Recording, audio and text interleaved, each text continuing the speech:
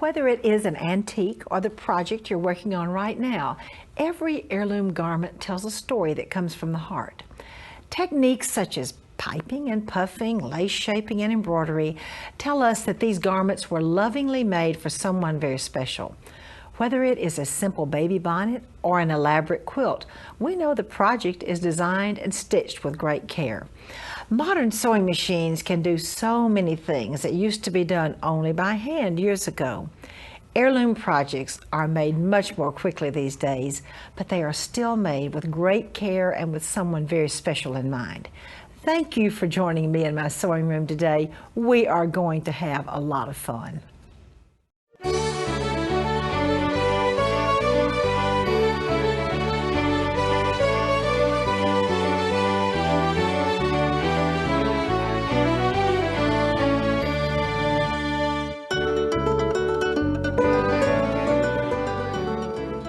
I'm so happy to have with me today my very dear friend and business colleague, Kathy McMakin. Kathy is president of Martha Pulling Company. Now, Kathy has some real magic to share, so welcome to the show, Miss Kathy. Thank you, Martha. I always love being here. Today we're going to talk to you a little bit about serger piping. Now, we all love piping, but putting it in with your serger is just the easiest thing ever. So we've done a little quick project for you to kind of for practice in putting in piping as well. So if you'll look right here on our little bag that we've created, this is where the piping is, right here around the curve. So today we're going to talk about how to put in straight piping, curved piping, and piping around a corner, all done with your serger. So let's create some piping first. What you need to create piping is you either need a straight grain piece of fabric or you need a bias piece of fabric. If you're using straight grain fabric, then you have to make sure that that piping is just going to be attached straight. In other words, you can't go around a neck or any kind of curve if you're going to use straight grain piping because it just won't look very good. So every now and then we get a fabric that we can actually purchase that's already cut into strips of bias cut fabric. And this is the fabric that we have that is cut already bias, which is diagonally across the grain, and it's already folded in half for us. But in order to do piping, we've purchased that and we've unfolded it and pressed it fairly flat so that it'll wrap around our cord nicely. We need a cord that is going to fit into the groove of our foot, and our piping foot looks like this. And it has a groove in the bottom of the foot, and the piping cord actually fits into the bottom of that foot. So we wrap the fabric around that cord and we're going to serge right against that cord. Now, if we have a strip of fabric that is too short, then we need to attach our strips together. And so in order to do that, we lay them at right angles to each other, just like we have here. We've drawn a line, if you can see, from this intersection point to this intersection point, so that when they are serged together, and you want to make sure that your needle thread hits right at that intersection so that when they are brought apart from each other, they end up as just a long strip of bias cut fabric. Now, this is the way you make straight piping. All you do is you take a piece of bias cut fabric, you wrap it around a cord, and then you are going to serge it using your piping foot so that the cord of the piping fits right into the groove of that foot and all the excess fabric is trimmed away. Now, if you'll look at this piece right here, we've attached it to a flat piece of fabric. We've done this in two operations. We've made the piping, then we attached it to a flat piece of fabric, then we took a second piece and we put on top of that and serged again. So if you look at this piece, you can see we have our piping seam on the inside, and that sandwiches that seam in between these two layers of fabric, and it gives you a piped edge.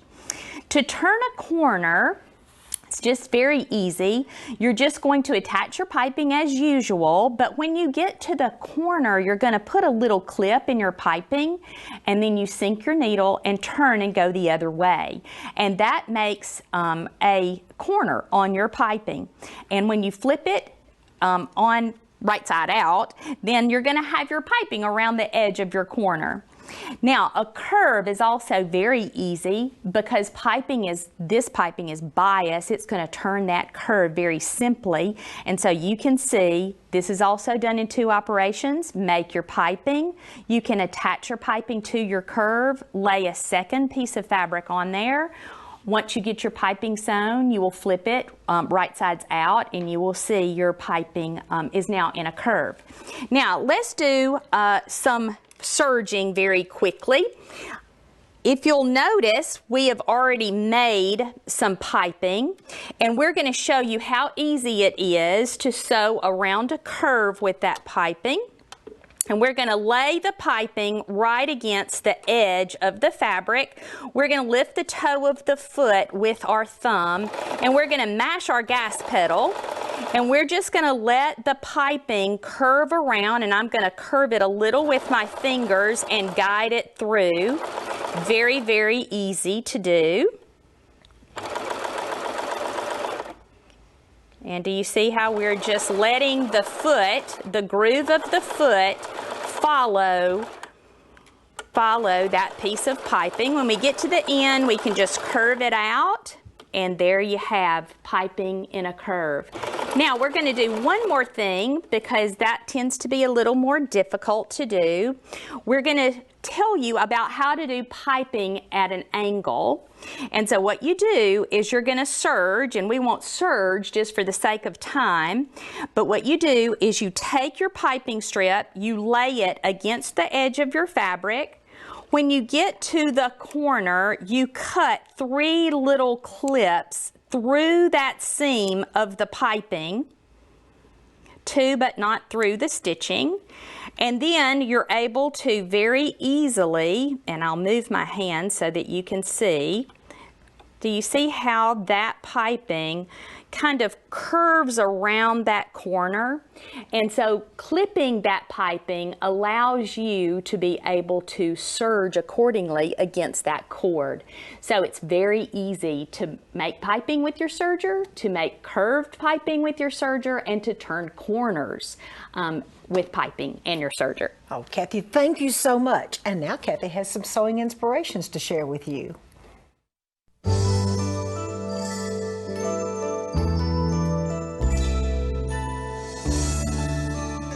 Kathy, it's hard to believe that these projects were made on a serger. Tell us about it. All on the serger. This one has the piping that goes all the way around the pillow, so you get to turn 4 corners, and then you get to join it. So it's great practice with piping. This is from our licensing program. And the pink little stripes and design that you see on there, the grid, is done with your cover stitch. And it's called Serger cover stitch shadow work. Looks exactly like shadow work. It does. It does. This is a great project. This is a great practice in turning corners, not necessarily with piping, but just with a wide 3-thread overlock. And we've used pearl crown rayon in both our upper and lower looper, and it is a great cord to use with your serger. This is a great example of a baby bib, and it's great practice too using your binding foot. So it's an attachment for your serger, and you place the binding into your serger foot, and you can just lay the bib in the edges of the bib into that foot, and it will bind for you. Oh, magic, so it is a magic trick. It really is. This is one of our favorite projects. It's great practice and it's in our licensing program too, but it is putting in zippers using your serger. Once again, piping all the way around the project. And this is actually a little jewelry keeper. So it's going to fold up, and then the elastic cord will wrap around the whole thing and contain everything. So great project. This little set of pajamas was made by Jody Hooker, also one of our licensed teachers, and we love this. We love the black and white. This little edge around the neck is a lettuce edge and is done with a rolled hem and your differential feed on your serger. These two little bonnets right here in front of us, bonnets are one of our very favorite things to make because they're just rectangles and they're pulled up in the back, and we're going to show you how to do that in just a minute. But you can see it's easy to do a boy bonnet or a girl bonnet just by changing the color of thread that you use for embellishment. About how long does it take to make one of those bonnets? A good 10 minutes. I loved it. I knew you were going to say that. See, all of you are going to have to make one of those bonnets too. Exactly. Kathy, thank you so much for sharing these welcome. projects. And now Kathy has a So Quick, So Easy project to share.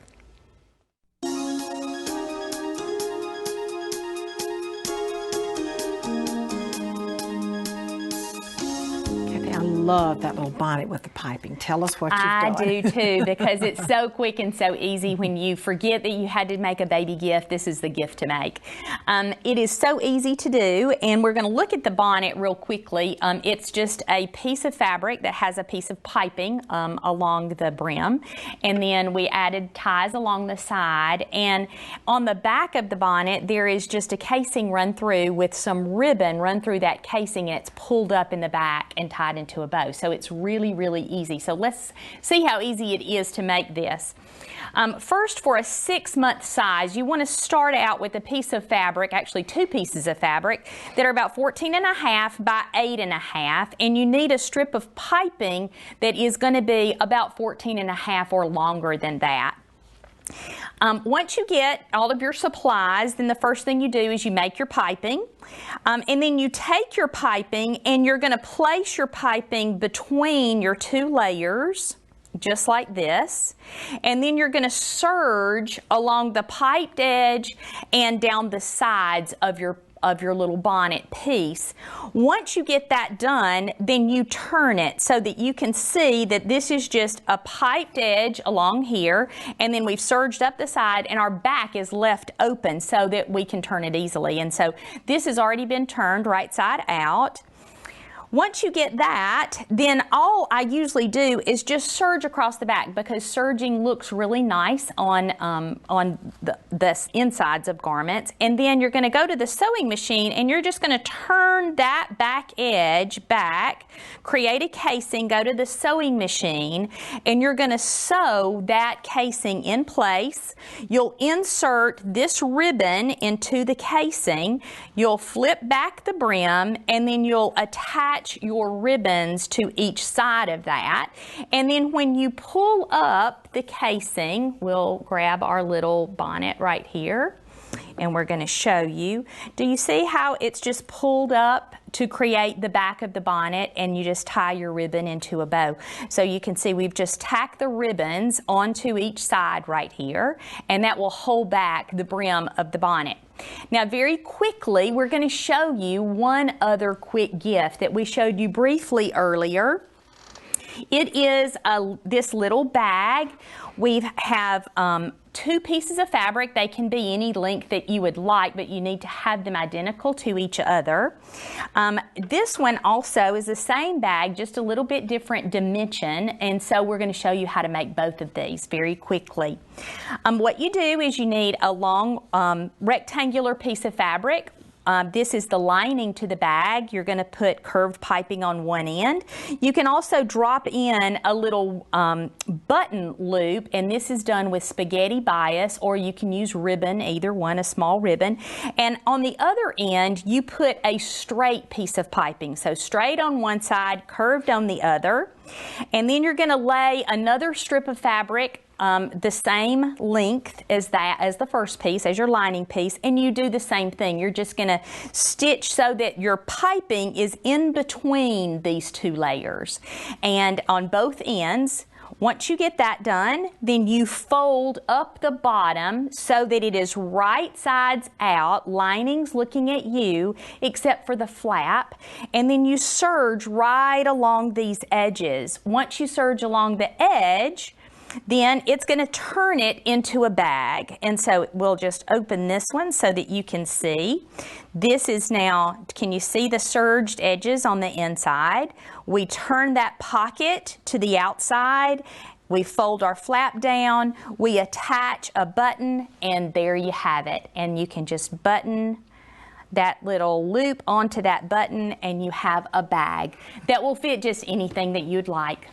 Kathy, thank you so very much. You are very welcome. And now I have some antique techniques to share with you.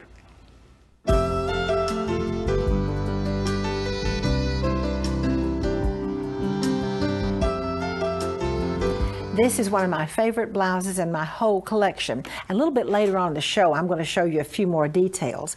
But the sewing detail I would like to share with you is this diamond. You see the lace-shaped diamond that is filled with lace? We not only have it on the front, we have it on the sleeves. The lace-shaped diamond filled with lace, and I'd like to share with you how easy it is to do this. Looks a little complicated, but it's very easy. This is lace insertion, 2 straight sides. We simply put the 3 pieces together, butt them together, well, 1 at a time actually, or 2 at a time, butt them together, zigzag them, and we formed a piece, a lace piece.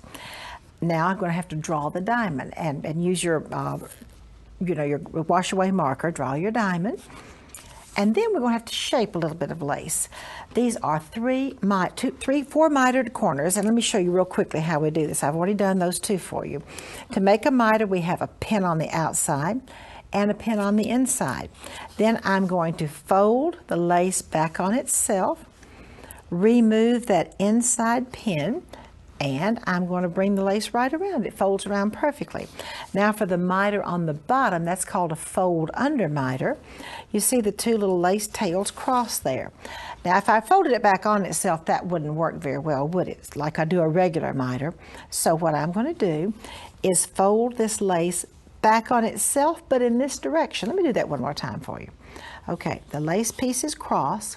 I'm going to fold it back on itself in that direction. Put a pin, and by the way, I'll chop off the tails of the lace.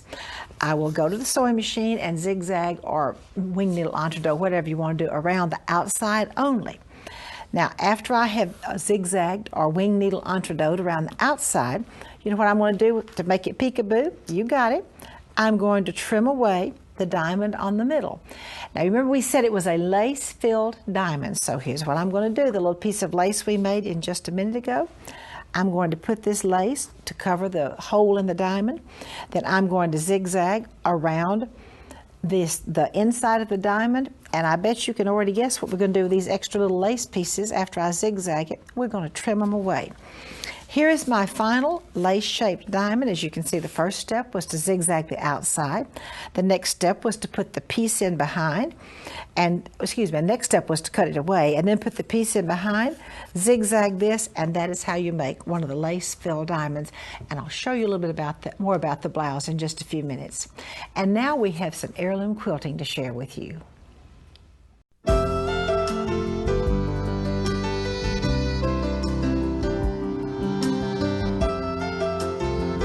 I'm so pleased to have as my guest today, Nina McVeigh. Nina is an educator, trainer for Bernina of America. Nina, welcome to the show. Thank you, Martha. What are you going to tell us about today?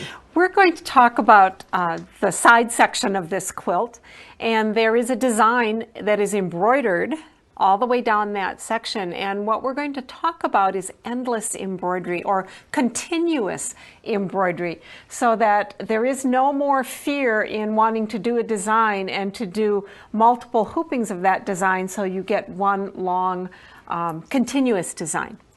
So if you look at this long border, as it were, we are going to do that several times in hoopings, but again, because of specific features, it's easy to do that. And you can do it in software. If you happen to own embroidery software, that can be done in your software with the multi-hooping functions that are there.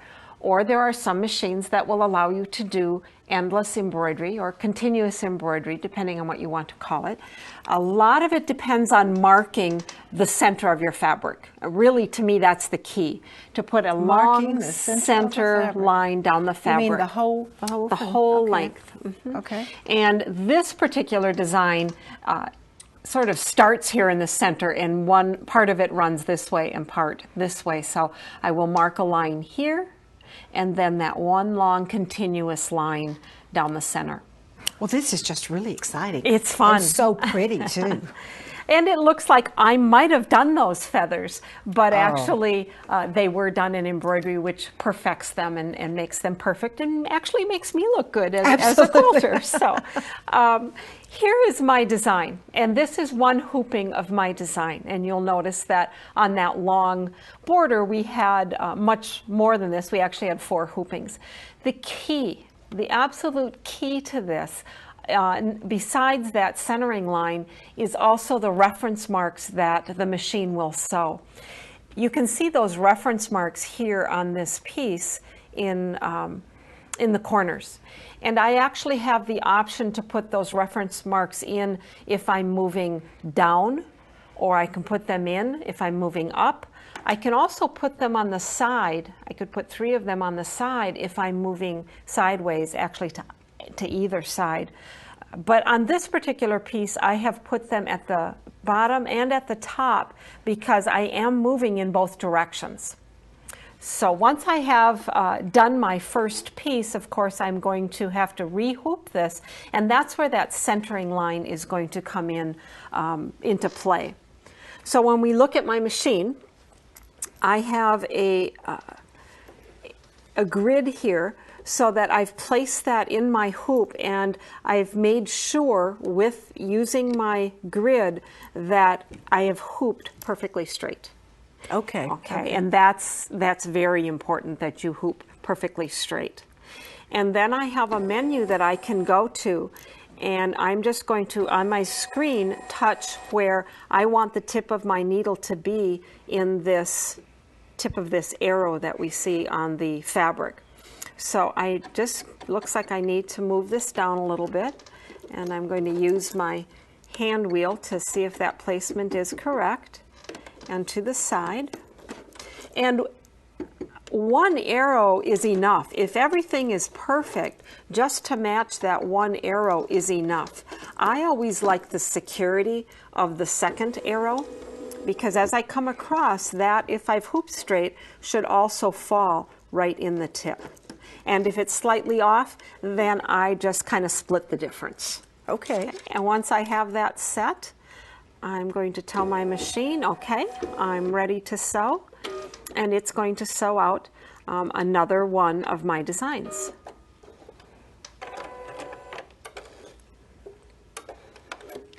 And once it gets started here, and our thread is cut, and now the machine's going to do it for me. And again, I really like using the quilting designs, which are readily available, and it makes me look like I'm the good quilter you did instead those beautiful of the machine. feathers yourself. Oh, Nina, thank you so much. And I wish we could sit here and watch the whole thing, but I think we better move on. And now I want to share a piece from my vintage collection with you.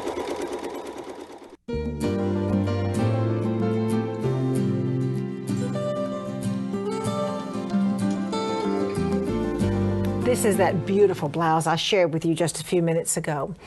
Look at the beautiful techniques, the mitering on the shoulders, the 3 pieces, and the diamonds that are filled. These are filled just with batiste, and this one with the lace. I really wanted to show you the sleeves on this little blouse. Are those beautiful or what? They come down in the strips of lace that come down into a diamond, and look at the tiny little diamonds coming around the sleeves, and there are even more surprises on the back. Let me turn it around. A lot of times these Victorian pieces are just as beautiful on the back. Now this is the real surprise, or one of the surprises. These are the original little buttons, teeny little buttons, and I think it's completely amazing that 125 years later these buttons are still here, along with the diamonds and all the pretty things that I just love sharing with you here on the Sewing Room. Thank you for joining me today. I would so much like to invite you to come back to visit with me next time.